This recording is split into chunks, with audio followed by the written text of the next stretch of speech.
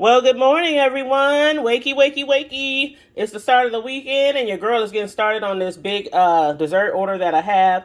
The order is for a good friend of mine that I've been knowing for years, who has been using my services for years, as a friend should. Hint, hint. No shade, no tea.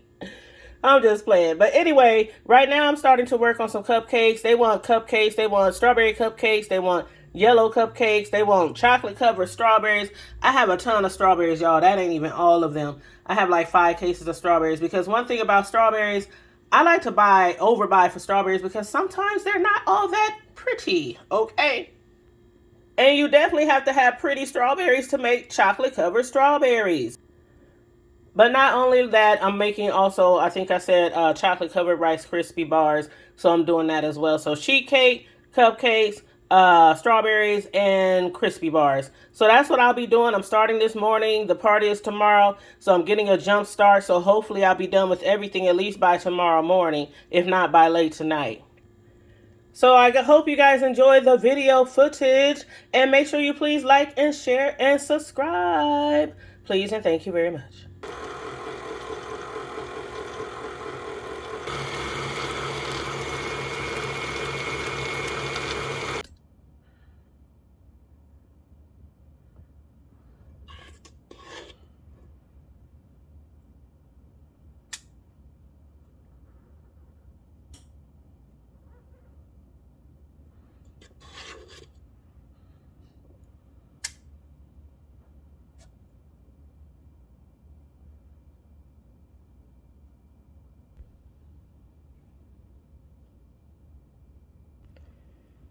Man, that white frosting is going to be so delicious.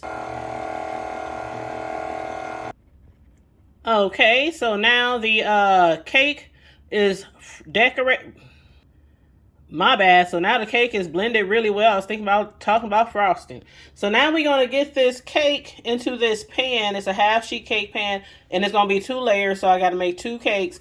But as you can see, it's already greased with some good old Crisco.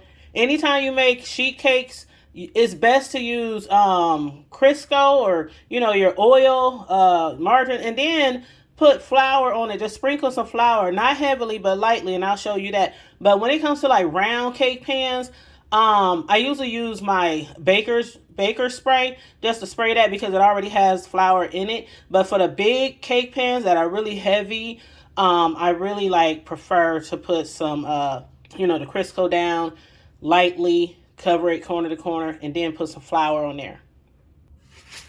So yeah, you just sprinkle it, just lightly.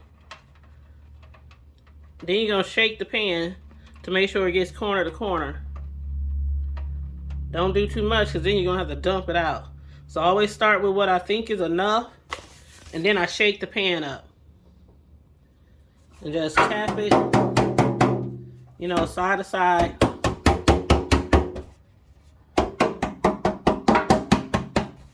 Make sure it goes corner to corner.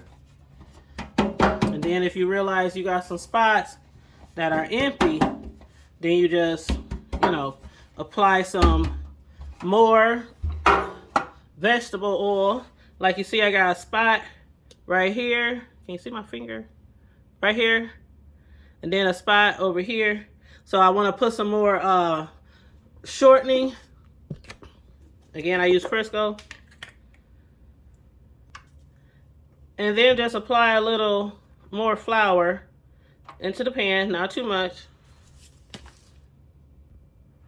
And shake it back up.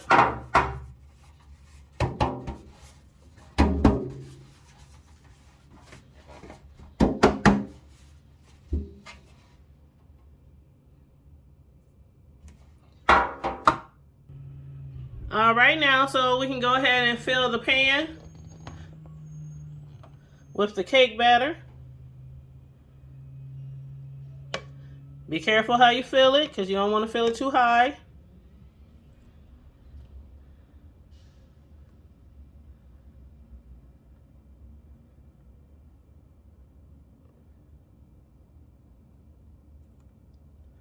Especially pay attention to those corners, especially when you're shaking your pan and tapping it on the counter to make sure the cake is even. Them corners matter. Them edges matters, girls. Y'all know them edges matter. Just kind of tap your pan on the countertop, you know, to try to get most of the bubbles out. Now, I'm not going to lie to you. By hitting the cake pan on the counter, you can get some bubbles out, but you is not going to get all the bubbles out, okay? If somebody ever told you that, that's a lie. That's a lie, and I've been doing this for over 10 years.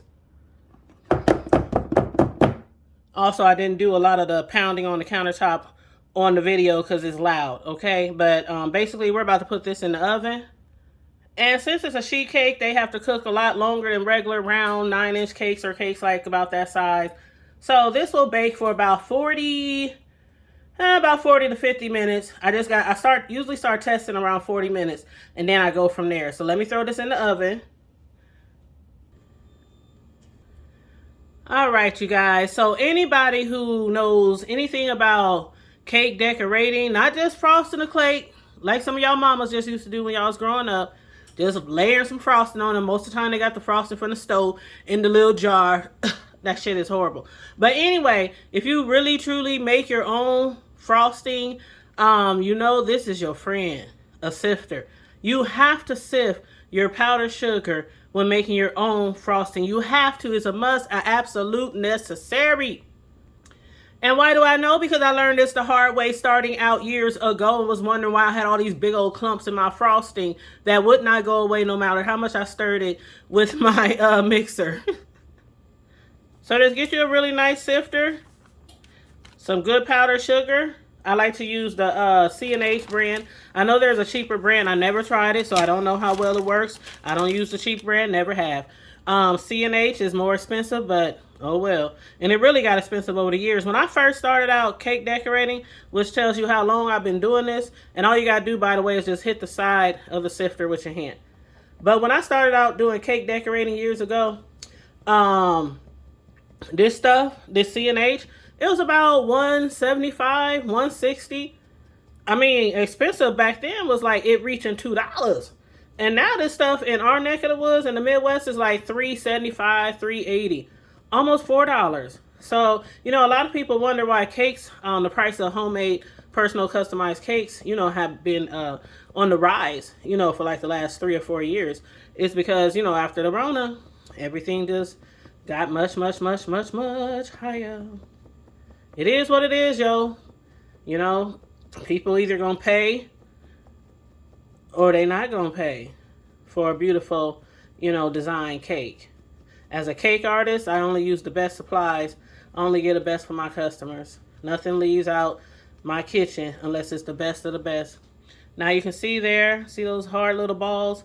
It's always some hard little balls in the sugar. I don't care if the bag don't expire for a year or two. It's always gonna be some little balls down there. That's why you gotta sift. And then you just dump the balls over there.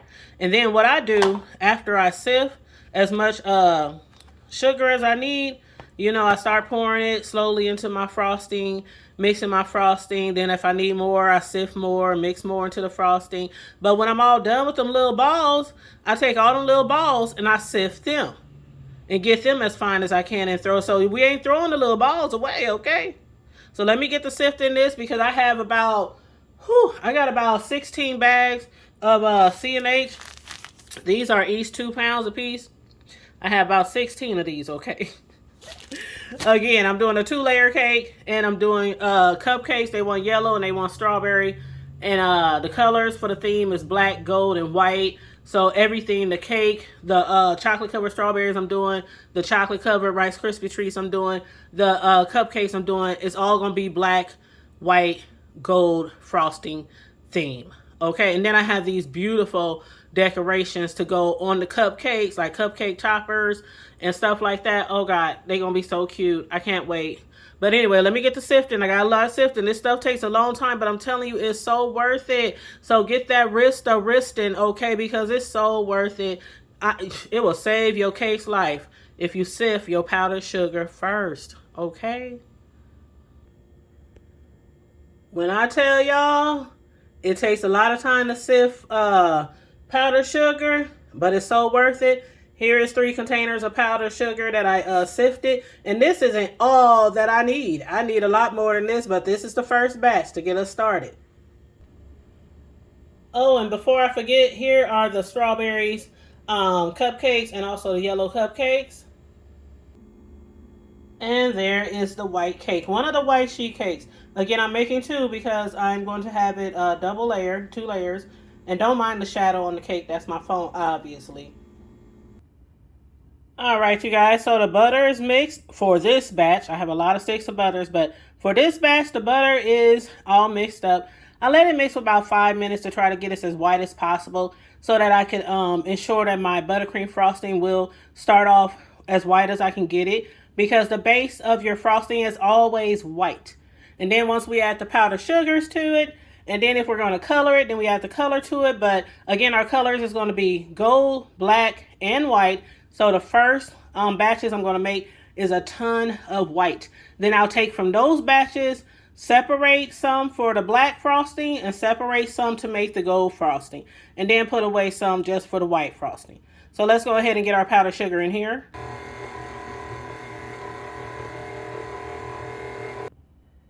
And in between mixing up your buttercream or your frosting, whatever frosting you're making, it's always good to stop it every now and then and scrape the sides down so you can incorporate all that powdered sugar in there with the butter.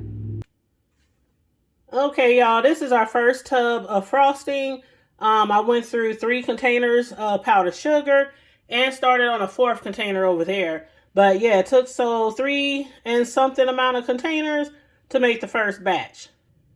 So what I'm going to do is start working on the cupcakes, and every design that I want to do in white, I'm going to do it on the cupcake and then leave room for black decorations and gold decorations. That's how I like to do my cupcakes when I'm working with a whole bunch of different colors. Okay, everyone, and now we're about to put the second sheet cake in the oven. We already got it greased and floured.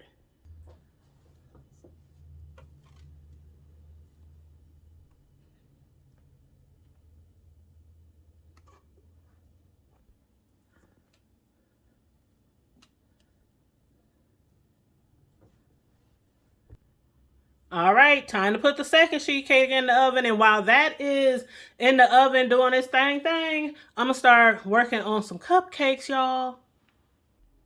And now we still have the first sheet cake over here cooling off. As you see, it's cooling off on a cooling rack upside down, which is how you should always cool off a cake.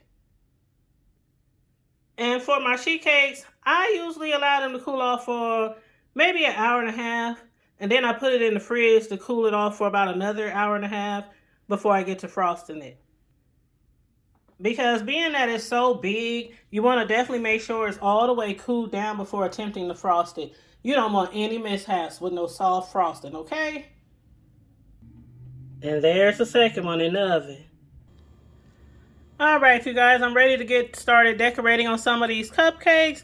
So one of the designs that I'm going to do on the cupcakes, which I always like to do, is like a rosette style of decorating, a piping style that's very popular. I'm going to just do a few rosettes on some of the cupcakes.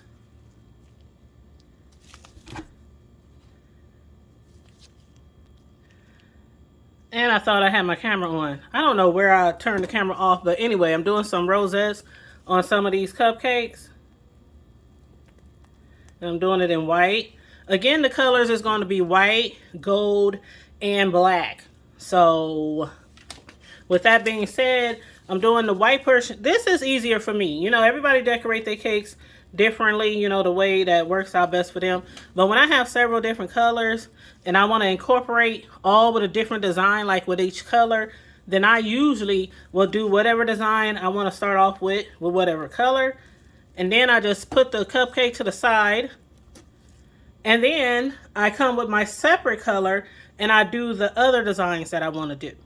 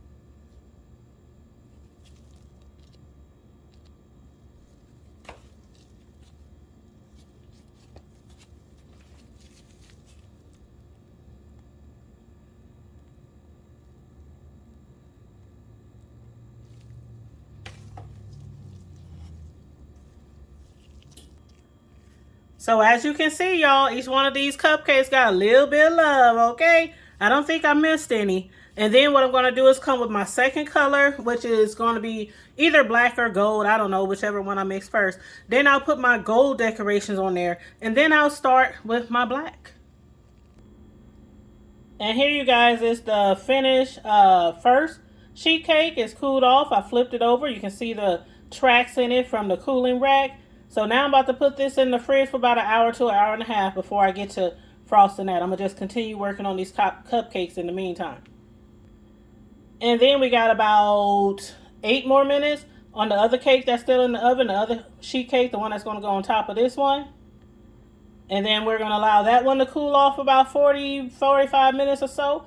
Then we're going to flip that one and put it upside down on the cooling rack. And we're going to then let it cool off for about an hour and a half. Then we're going to throw that one in the fridge for about an hour and a half. Okay, you guys, so I guess I'll go with the gold next. So what I'm going to do is do some designs with the gold. I'm going to start doing some rosettes. Got some air in the bag here. It's okay.